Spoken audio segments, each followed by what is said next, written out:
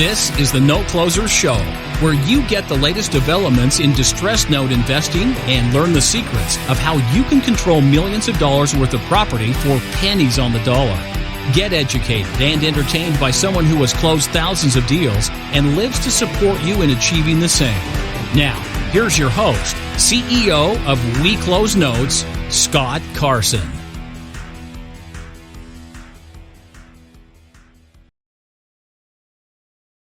Good morning, good afternoon, good evening, everybody. Welcome to this episode of the Note Closer Show. As always, Scott Carson, excited to be here with you today. And I'm excited to have another very special guest on here. And we as entrepreneurs, sometimes it's a lonely road.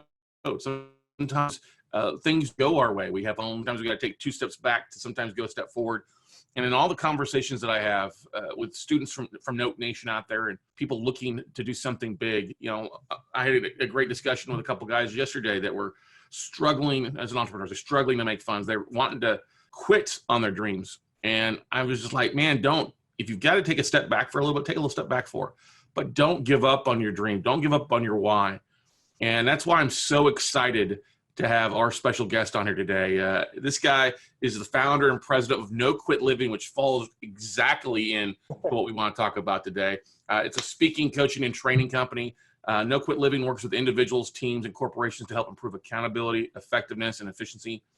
No Quit Living looks to motivate, inspire their clients to never give up on themselves, their goals, and their dreams. So it's like divine intervention that we're having this guy on today. A true story on that. So our special guest is my buddy Christopher J. Wirth. He's the host of the No Quit Living podcast, which has been rated as a top 50 podcast on iTunes in 3 different categories: business, health, and self-help. He's also a very highly sought-after keynote speaker. If you need a dynamic speaker to motivate, inspire, and captivate your audience, look no further than our buddy Christopher Wirth. So good morning, Chris. How's it going today, buddy? Good morning, my man. I just wanted to first off say thank you. I appreciate the opportunity, and it's an honor to be here. Well, we're glad to have you, man. We, we've connected a few weeks back and things like that, and you were on our mass media podcast, and we reached out and shared. And I love what you're doing. But why don't we start with and give a little background how you got to where you're at today, kind of what you're doing, and why NQL is so awesome and such an amazing movement going on. I appreciate it. So I think it kind of originated back, without knowing it, just my sports career. I played 2 sports in college, and I played, I think, 5 or 6 really competitively growing up. And after college, I coached college basketball, high school basketball, and AU basketball. And I think that's kind of where the coaching perspective came. And I also ran and run a wealth management firm. And I got certified at the first ever John C. Maxwell speaking, training, and coaching certification program back in 2011. And I did it selfishly because I wanted to be a better speaker, trainer, and coach for myself, for my team, for my junior partners. And fast forward 2016, I launched No Quit Living as a motivational speaking, training, and coaching company. And it's just taken off. And I say that not in a boastful way, nor am I bragging, but I say it's taken off because not really knowing the whole concept and idea where it was going to go, I talk to people, and on my podcast, the second question I ask is for our guest no quit story, and almost every single person says, well, which one do you want to hear, Chris? And I think it's funny, and you laugh and I laugh, but the reality in life is it doesn't matter who you are, it doesn't matter where you are, it doesn't matter how old or young, your color, your religion, your background. Everybody has a no quit story. And the reality is most people have multiple no quit stories, and in no way, shape, or form is that negative. That's just the reality of life. I had one of my first guests ever shared a quote, and he said, the amazing philosopher, and I was all excited, taking notes down, and he said, everybody has a plan until you get punched in the mouth. And he said, Mike Tyson. And I was like, I don't think Mike Tyson was a famous philosopher, but the reality is it's an amazingly simple truth, because when everything's going great, it's easy. It's simple. Whether you're in sports or business, if your stock price is flying up and you haven't lost a game in weeks, it's really easy to get up in the morning and go to bed and talk to your spouse or kids or family and friends. But what I realized is that the whole no quit living idea and concept is just something that has taken off in this sense, because everybody says, you know what, I need that extra inspiration, or I'm having a tough day, or I lost a big sale, or we lost our best player for the season and we need other people to step up. And I think it's just a really cool concept and idea. And it's just allowed us to do a lot of other things. And we're doing a lot of cool positivity movements along the way. And it's been really exciting, and getting a chance to connect with people like you and like-minded individuals, and realizing that you can help others. And, selfishly sharing a quick story about you and I, the first time we spoke on the phone, I think 35 to 45 seconds into it, the first question you asked me after we said hello was, how can I help you? And I think the reality is that's something that we all can do and need to do more of.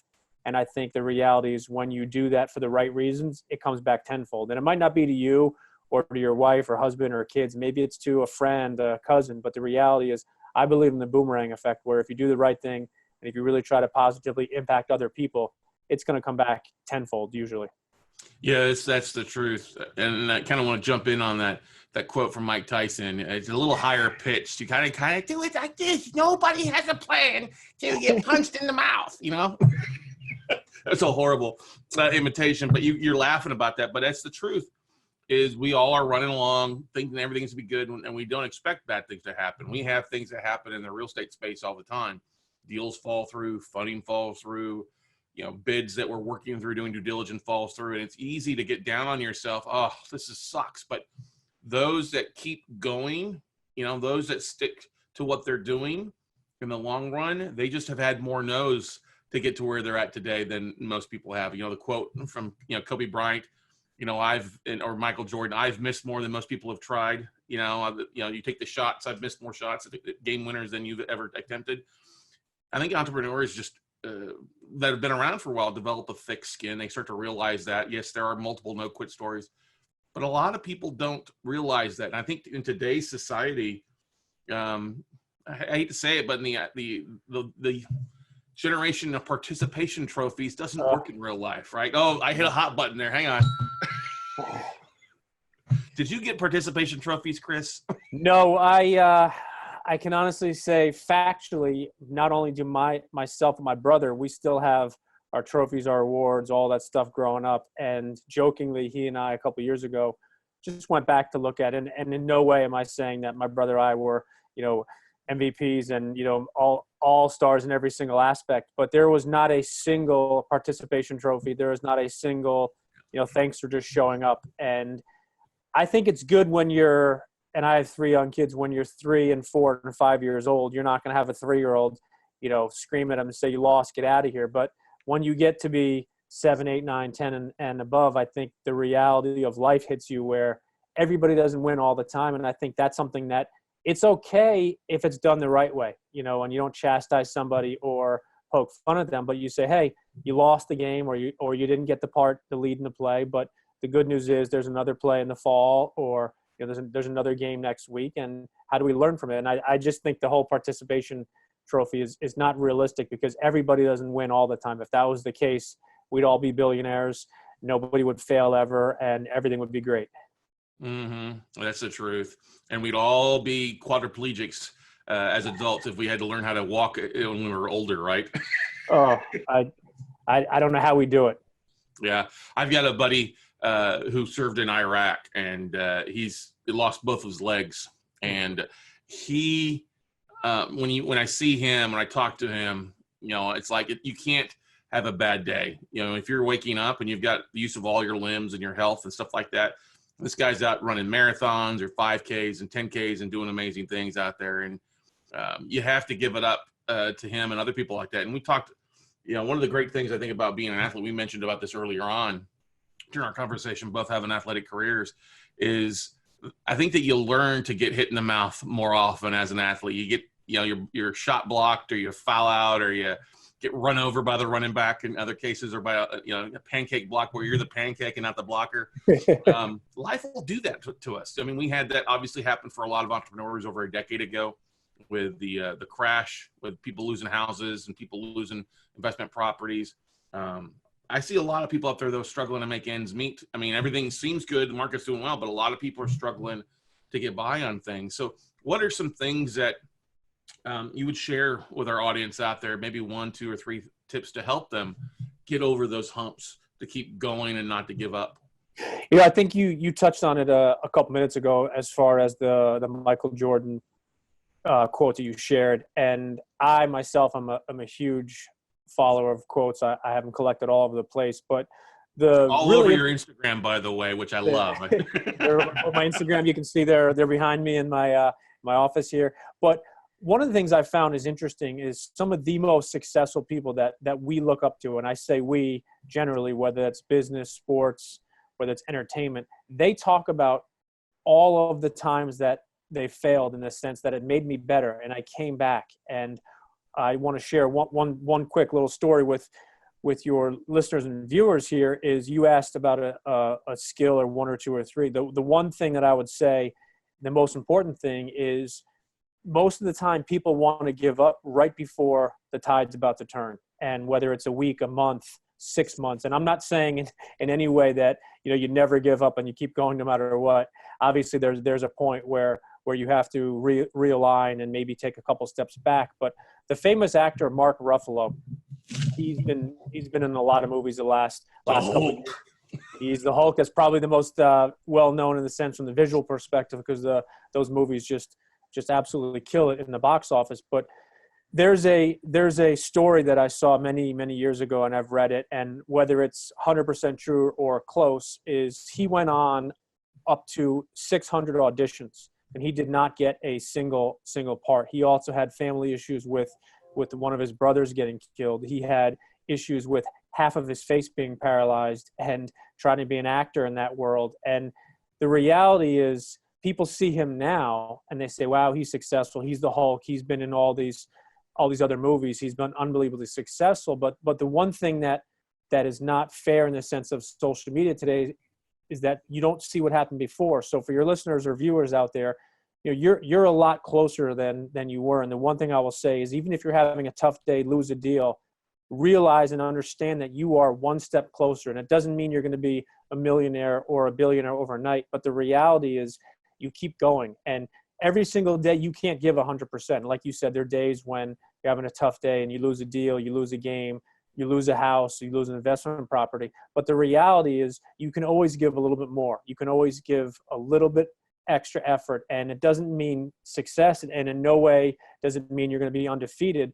But David Goggins, who I know you know of in the sense of just being an insane guy in a positive way, he's one of the only guys who went through buds, I believe, 3 times in a 2-year period. He says something that's interesting, and he says that when most people give up or they think they're done and have nothing left, they've only given about 40%. So what I say to people is take it a step further, is give one more percent effort, give one more chance, make one more phone call, send one more text message, write one more handwritten note, send one more email. And any viewers or listeners that are out there, the reality is you're not going to be guaranteed that one more is going to make a difference. But I guarantee this, if you put that 1% or one more idea, concept into your business and personal life, it's going to happen a day, a week, a month down the road where you make one more today, and then you fast forward and compound that over a week, 2 weeks, 3 weeks. That's 21 more contacts. That's 30 more phone calls. That's 30 more emails. And the reality is, if you keep doing that consistently, you are going to be successful. It doesn't going to happen overnight, but the reality is everybody out there can do a little more. Everybody, you yourself, myself included, we can give 1% more today, and we can make one more phone call, one more text message, one more email. And the reality is, if you do that and you compound it, you're going to be so much more successful, because it's all those little things. And I say this all the time in sports, and obviously you referenced that we're both sports guys. I've been a fan of all different sports since I was little, and I've never seen or heard of a championship that was won or lost after the first game. The NFL season just finished a couple of weeks ago. I've never seen the commissioner say after the first weekend, you know what, you guys are awesome. We're gonna give you the championship today, and we're gonna cancel the rest of the season. The reality is, so many teams have actually started off poorly and continue to do it. And that's the first win on the road, the first home win, the first 2-game win streak, and you compound those small victories, it leads to really big championships down the road. Yeah, that's the thing, is I think success is bred into people doing that little bit extra, that 1% to 5% extra that nobody else does. And the thing that frustrates me the most in society these days is everybody's looking for that quick fix or the least amount of activity to find success. Oh, I want to get rich quick, or what's the least amount that I have to do to be successful? And you're shaking your head there. You feel you hear it and see the same thing too, don't you, bud? You know, I think that's one of the misconceptions of social media is you see somebody's success of maybe having, 500,000 views or 1 million likes, and you say, well, let me do that. I won't say who it is, but I've followed a lot of different people, and I see these things all the time. It's like, write a best-selling book in 30 days or less.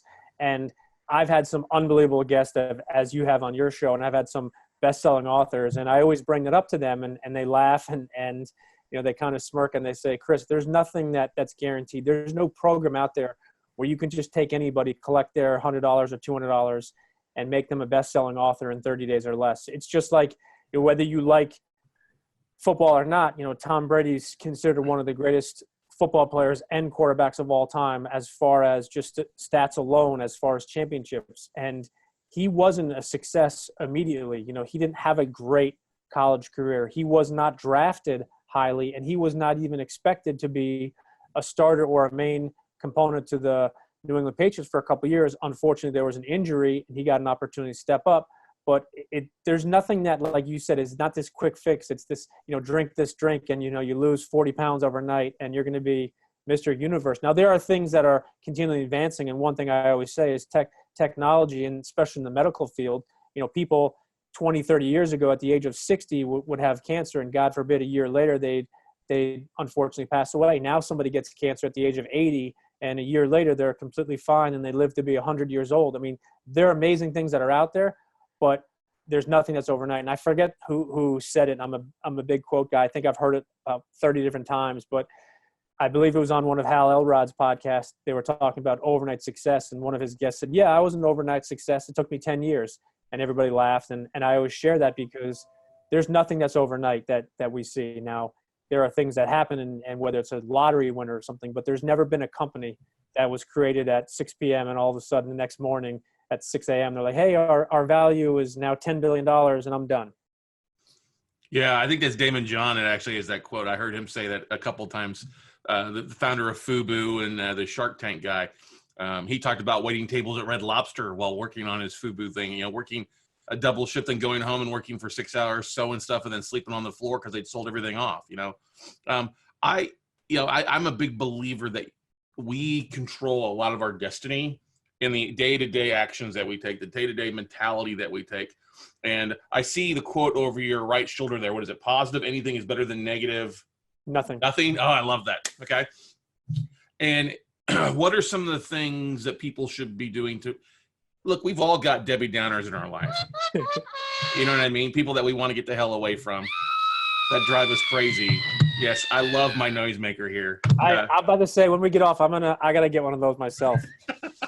But for those out there that are struggling because life seems to just be giving them right hooks left and right, what are some of the things that they should be doing? Should they, change what they're listening to, change what they're reading, change who they're hanging out with? What have you seen? Not the easiest things, but some of the simplest things that we can do on a daily, day in out basis to change our trajectory and our mindset. Because I think if you've got a negative mindset, negative things happen to you. If you've got a positive mindset, that doesn't mean negative things aren't going to happen to you. Just that you overcome those negative things faster and turn them into positive, or turn lemons into lemonade a lot faster. I think that's such a very powerful question you ask, and I'll use a old school individual, Zig Ziglar, who was, I feel, one of the best. He had an amazing quote many, many, many years ago, which obviously doesn't come into play as much today, but he said, it's like the people who complain about pornography on their VCR. And he said, the reality is, you take that tape, VHS, you put it in there and you have to press play. Nobody does it for you. You're not forced to do it. So I share that with a little bit of humor, but the reality is what I teach people, what I coach people on is the concept of controlling the controllables. And for me, it's very simple, is I can control what I see, what I watch, what I hear, and I can control what I say. Now, what I can't control is I can't control you. I can't control you saying, hey, Chris, and you just going off for 10 minutes about just nonstop negativity and to your point, Debbie Downers. What I can control is how much time I spend with you. What I can control is how much time I spend with those other people that either keep me here at status quo or maybe bring me down. Jim Rohn says you are the average of the 5 people you spend the most of your time with. I think that comes into play so much more in today's day and age. And I think the one thing I would say to your listeners and viewers, if they're looking to make a change, is when I talk about the self-accountability mirror, I think it's very important. You have to look at yourself and you have to see what you're doing and you have to be honest with yourself. And the reality is, you and I know this, you could fib to a significant other. You could fib to a boss and say, oh, I made, 25 calls today. Maybe you only made, 18 or 19, but he or she might believe you because the way you deliver it. But in the morning and at night, when you look in that self-accountability mirror, you can't lie to yourself. Now you could try, but if you look in the mirror and you didn't go to the gym and say, I crushed my workout today, the person's going to look back at you and say, no, that didn't happen. That's not the way it is. And the other thing that I say with people, in addition to what you hear, what you see, and who you spend your time with, is social media, I feel, is an unbelievably powerful tool. And I think the reality is people use it, I feel, the wrong way. And what I mean by that is, if you have those friends that are always bragging and I'm doing this, I'm going there, it's going to make you feel like you're not up to their level. It's not going to make you feel good. So you don't have to unfriend them and say, I'm never listening to you, but you can mute certain people. And I actually talk about that quite a bit, is you can control what comes across your screen, whether it's Facebook, Instagram, Twitter. You can control the type of messages you see, the type of people that you interact with. And I think that's the thing, again, going back to my first part of the answer, is control the controllables. You can't control every single person that comes into your day, whether someone bumps in your office or you bump into a friend or somebody at the gym. But just because somebody's there doesn't mean you have to spend 25 minutes with them. You can be very nice and cordial to somebody, but if that person kind of brings you down a little bit, in a nice way, just say, hey, I'll connect in a little bit. I'm going to go finish, my cardio. And it's not mean, it's not rude, but you're just saying to yourself, you know what? It's more important for me right now to listen and to put my time and effort behind those people that are going to bring me up. And I said before is, you have the middle level, the status quo, where people want to keep you as is, or you have the other perspective, which people want to bring you down and they want to kind of destroy you. Or you have those other people that say, hey, you know what? I want to inspire you and motivate you. Or, what, Scott, why don't you come to the gym with me tomorrow morning? You mentioned that you couldn't do it. You've been busy. Let's meet at 7:00 at the gym tomorrow and we'll go through a workout. Those are the people that are going to continually push you. And the thing I say a lot is, one suggestion is look into an accountability partner. It's something that we believe a lot at No Quit Living. I myself have quite a few different accountability partners, and it's free. The only challenge, and I say challenge in a good way, is you have to find the right person. Everybody's not a great accountability partner, and you're not a great accountability partner for everybody. But once you find that right person or two, it does make a huge difference. And as I said, it's free. It doesn't cost you anything other than your time and effort. Yeah, that's true. Having an accountability partner is such a critical aspect of things, because we'll give up on ourselves or lie to ourselves a lot of times, especially, New Year's resolution is going to the gym or choosing to do something else. But if we've got an accountability partner, it's really hard to look at somebody in the eye and lie to them, say, oh, I got it done, when you really did it good. Because, they're there to see the improvement. They're there to see the actions. And, massive action too is a great way to keep rocking and rolling about things. Set yourself some mini timelines, I think, is a big thing of 30, 60, 90 days of doing something. Because then you'll look back and like, wow, look how far I've come in 90 days. And I think a lot of people don't do that with an accountability partner or setting goals, and they just kind of drift. I'm Sharon Lecter, the co-author of Rich Dad Poor Dad, is a friend of mine, and she was I won't say the author of Outwitting the Devil by Napoleon Hill. She kind of co-authored, but she talks about how people drift through life and they don't really have any focus, and that's why they're not successful. That's why they're not finding the things that need to do. And so I know that so many of us struggle with drifting. Everybody does, no matter what it is throughout the day, we all drift. But what are some of the best tactics that you would recommend to help people avoid drift, to find that focus, to find that true kind of center, so that they can pull out the gun and shoot the squirrels? You know what I mean? Yeah. Was it an actual squirrel or just a gun? That's a gun. No, you hit on something, and you and I had an interesting conversation the other day about goals, and you had shared with me some of your goals for getting on different podcasts and sharing your message and things. And I think one thing or two things, excuse me, that I would say to your listeners and viewers is put your goals down on paper. Mm-hmm. And I think most people think about a goal, they, potentially have an idea or a concept of what it should be. But when you put it down on paper, it's so much more real than just thinking about it. The other thing I would say is I'm a huge believer in looking at my goals every morning and every night, but I'm also a big believer in affirmations. And I want to say, I'm not talking about these affirmations where, you wake up in the morning and you say, I'm amazing, everything is perfect. I think those are not realistic in the sense of, per our Mike Tyson jokes in the comments of things happen. But I think affirmations in regards to goals you want to have personally, professionally, whether it's with your family, friends. And I think when you start writing it down, your goals, your affirmations, you start saying them. And then when you listen to them, it puts you on a different, more focused path. And it doesn't mean in any way that you're guaranteed success overnight or within 2 days, but people always follow up usually and say, well, how long and, how often should I do it? And what I say to people is, Rome wasn't built in a day. So if you have not engaged in putting goals down on paper and listening or writing or verbalizing your affirmations, I'd be silly to say to you, all right, Scott, you've never done it before. I want you to do it for an hour and a half this morning and 2 hours tonight. You're going to say, Chris, that's almost 3 hours, if not more than at my time. I can't do that. So I take it a step further and I say, okay, how about this? Why don't you grab 5 minutes this morning and 5 minutes tonight? It could be in your bed. It could be at your home office. It could be even at your lunch break. Write some stuff down, really think about it, but think about what are those goals that you could go after. And I always say for people to have, goals that they feel they can do, but also to have those stretch goals because, Zig Ziglar, again, another quote is you can't hit a target you don't have. And I always ask that when I'm coaching people and I say, all right, well, tell me your goals. And I do a lot in the real estate world as well with coaching real estate brokers and agents and sales teams. And I always ask that question, what's your goal this quarter or this year? And everyone always says, well, I want to do more. So I say, okay, let me take it one step further, Scott. So you made $100,000 last year.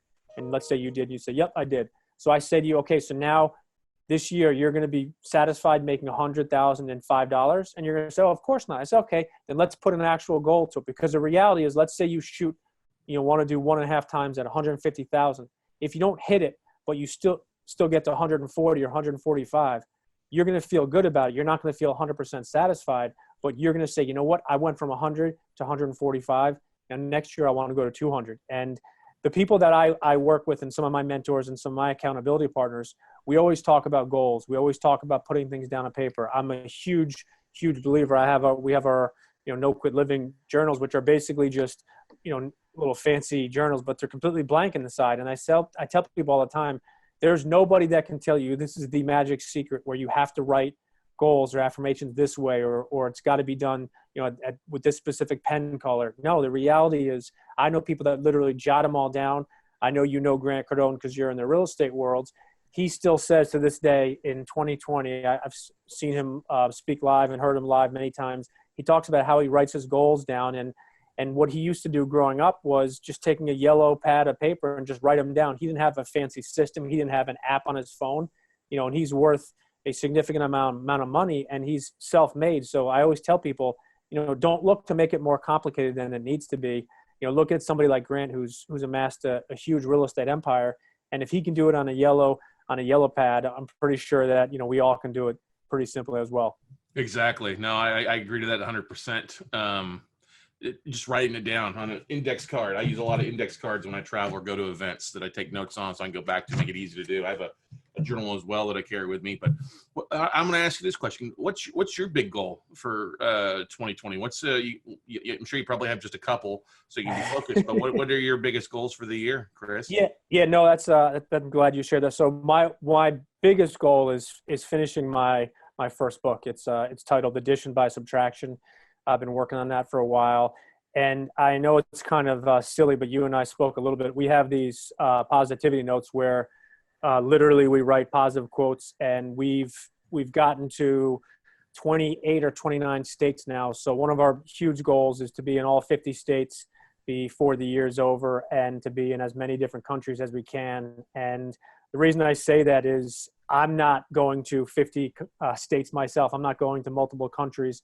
But what we're doing is we're leveraging the power of social media, and we're leveraging, I feel, the power of positivity. And when you inspire somebody and you motivate somebody, the reality is it has a positive snowball effect. It's the domino effect where all of a sudden you feel amazing and you share it with your spouse or your friend or your mother or your father or your teammate or your coworker, and all of a sudden they share it, and all of a sudden one really positive action has a snowball effect of impacting 10, 15, 20 other people. And that's what's literally happened with our positivity notes. People have seen it on Instagram and said, hey, can you send me some? And I literally, before we recorded today, I sent out 20 positivity notes to Ontario, Canada, which is really cool. It's our third or fourth time we've been in Canada. So those are kind of my two biggest. And the other one is we're relaunching our podcast in the next couple of days. We recorded a ton of people just so we could get caught up. And I don't have a goal in the sense of a monetary number. I don't have a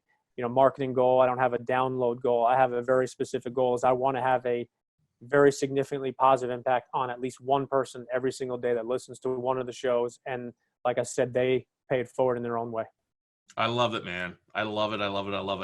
Because you're a CFP as well too, correct? You're working in No, not we have multiple CFPs in our office, but I'm not Okay. myself. I'm not.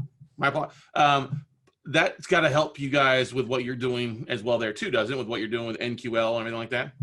Yeah, definitely. I think when you have the structure and the focus, and when you have the structure in the sense of the discipline and consistency, all of it just comes together. And kind of like you said before, is you have those really good days, but then you also have those really tough days. And I think there's such a huge parallel between the two of them for me, where I'm almost going the same way in both directions, which is not very different than what you do in both of your fields.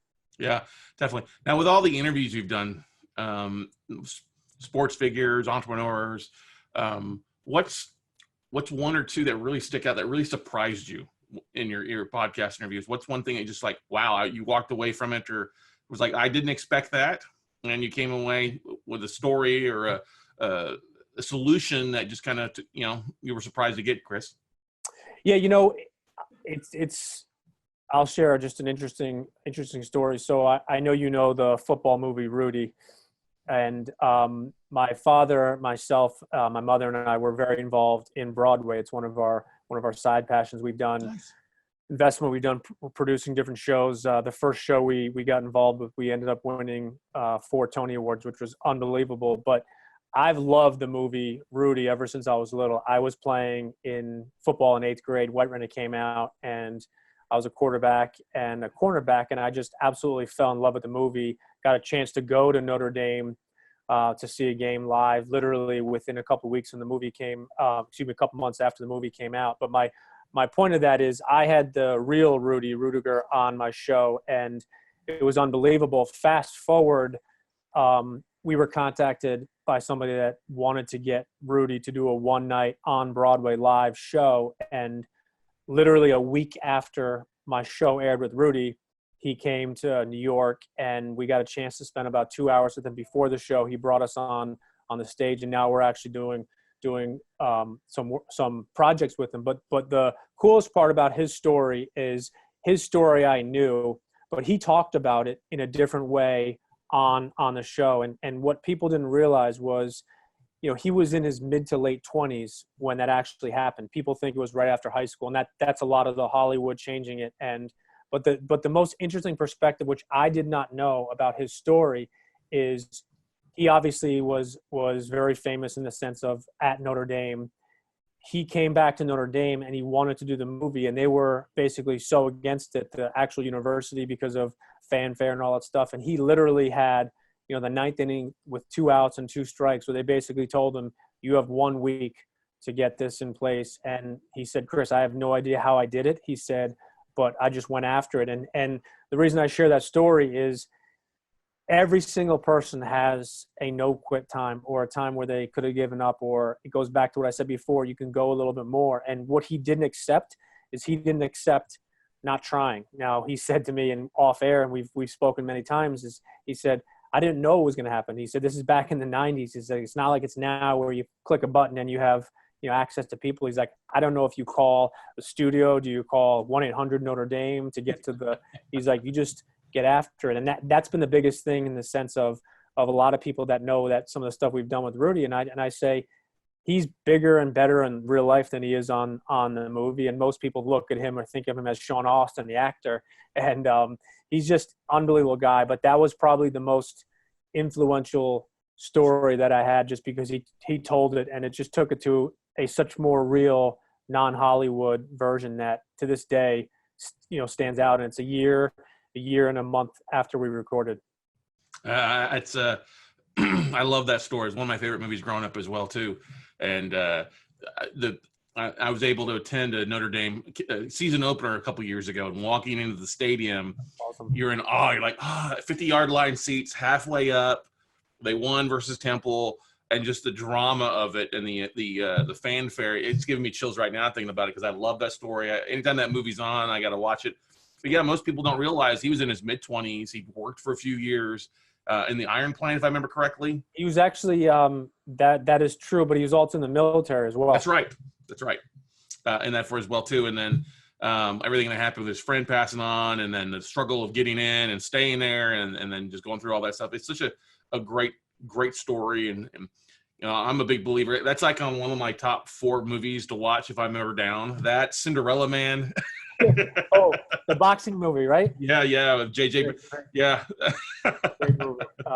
The one thing that I'll just say too quickly about that story is, in today's day and age with movies and 3D, 4D, soon it's going to be 12D. The thing that people connect with that story is he wasn't a 40-year-old that went back to college and became the MVP and went on to a professional career for 20 years and made $150 million.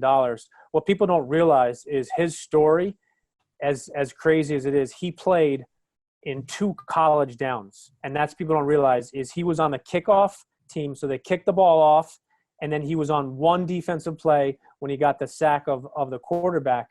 But it's just, that's the best part about the story is it's so powerful, but it's something that anybody can do. So if somebody was 6'10" and had insane athletic ability, or the ability to throw a fastball 104 miles an hour, the reality is most people really couldn't relate to it. Maybe it's a good story and it sounds good and it's a good movie, but that's the thing that he says, and he's unbelievably humble about it, which hit me. Is he said, "Chris, I didn't do anything that anybody else couldn't do."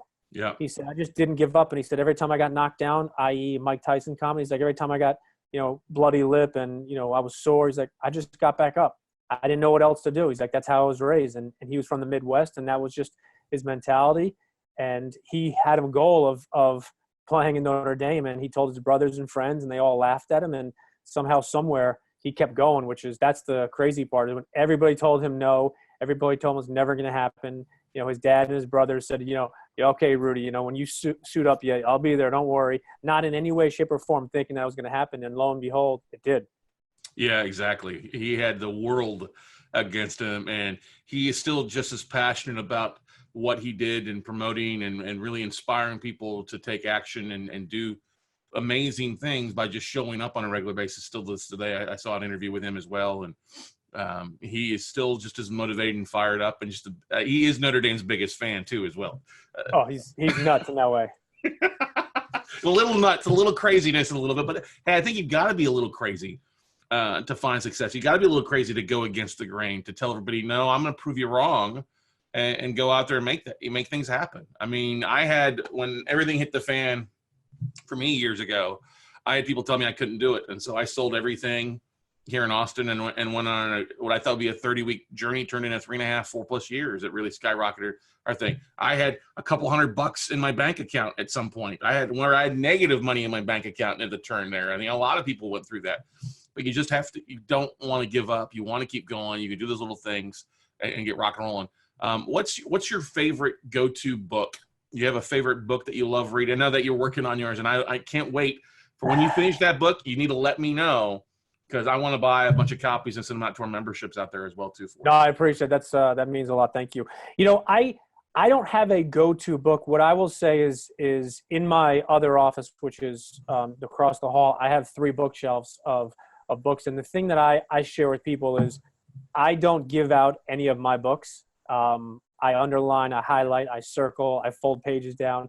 If you were in my office and you say, "Hey, Chris, let me check that out. I'll do you one better. I'll say, you know what? And I'll send you a copy for you to have.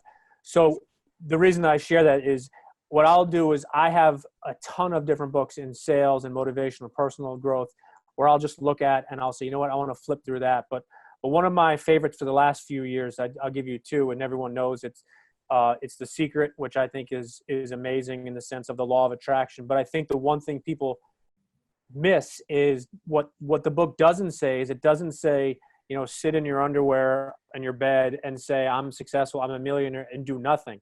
It talks about then going out and you got to take the action. And the other book I absolutely love, just because we talked about them briefly, is the 10X Rule by Grant Cardone. And the reason I like that is Grant says, and this is early Grant when he was just getting after it, and he says everything he's ever done that he achieved any level of success took 10 times the fill in the blank. So it's 10 times the phone call, 10 times the activity, 10 times the walking in random people's offices. But the thing that Grant says, which hit me like a ton of bricks, is he said, when most people are not on target to hit their goal, what they usually do is they then lower their goal. They change their mind. So, well, you know what? I really wanted to get $100,000 of commissions this year. I think I'll be okay with 75. And he said it's the exact opposite. What you need to do is you need to 10X your activity, your appointments. And that's where I think people miss the boat. But those are two books that I love, and I flip through a couple times every year.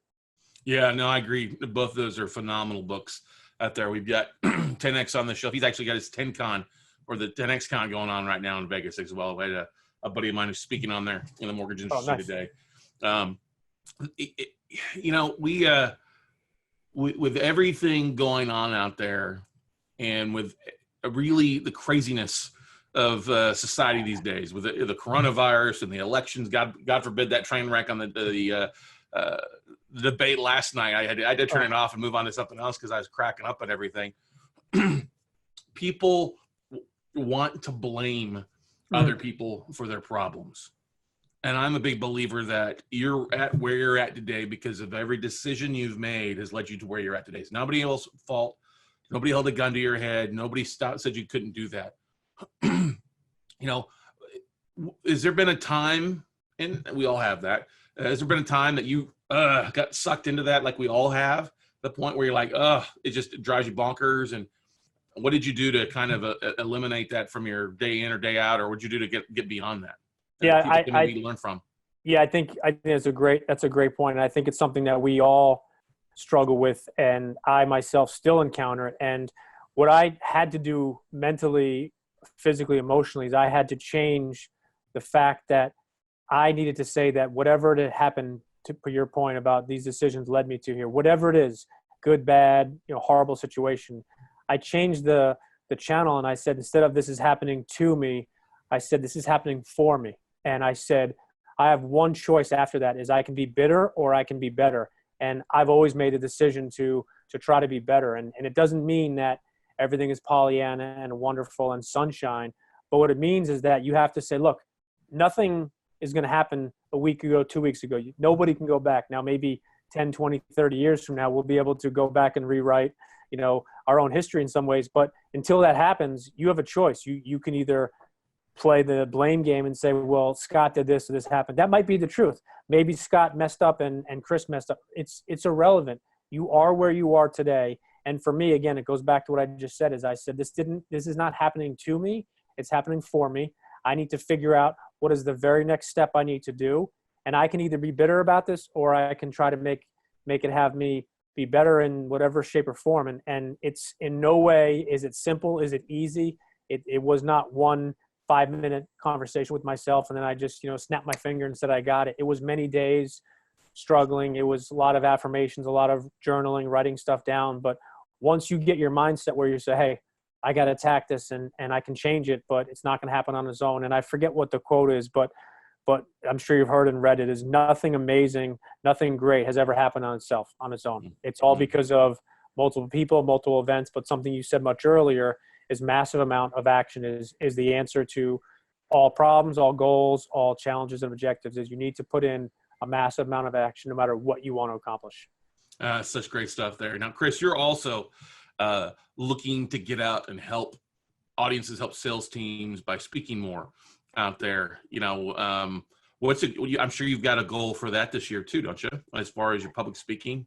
Yep, I have a goal of both a number of people, audience, as well as live events, and for me, my objective is to over deliver. Every time I go there, I love to get on the phone with the individual or team and go through exactly what their desired result is, and then reverse engineer and say, okay, here's how we're going to deliver that amazing 90-minute keynote, or here's how we're going to deliver that 6-week coaching program. And for me, I want to do that as much as I can. And the reason I say that is because I feel we at No Quit Living have an amazing message and mission, and we just want to get it out there to as many people. And, the one thing I will say that is important for me is I have no monetary number behind that. Obviously, if somebody said, would you rather have $1 million or $1? Of course, me personally, I got 3 young kids and I want to do a lot of things, but I have never tied it to that specifically, because that's not nearly as important as building our brand and message and mission the right way. Amen to that, brother. Well, I appreciate you coming here on the Note Closer Show. What's the best way for our listeners out there in Note Nation to reach out to you, to plug into what you're doing, or to talk with you about coming out and helping motivate them as an MC or speaker or training with them? What's the best way people to reach out to you, Chris?